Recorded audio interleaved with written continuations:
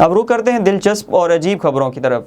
Photographer ने शादी में खाना ना देने पर दूल्हे के सामने तमाम तस्वीर डिलीट कर दी। हंगरी में एक अजीबोगरीब वाकया पेश आया, जहां एक खातून फोटोग्राफर ने शादी में दूल्हे की जानिब से खाना ना खाने की इजाज़त देने पर गुस्से में आकर उसी के सामने तमाम तस्वीर डिलीट कर दी।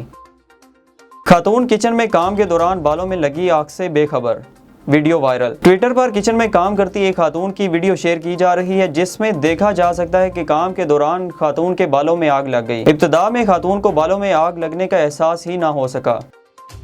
नर ज़राफ़े भी मर्दों की तरह दिल फेंक होते हैं। साइंसदानों की एक आलमी टीम ने दरियाफ्त किया है कि नर ज़राफ़े भी मर्दों की तरह दिल फेंक होते हैं, क्योंकि वो अपनी नस्ल के दूसरे जानवरों बिलखसूस मादा ज़राफ़ों की बड़ी तादाद के साथ मेल जोल रखते हैं।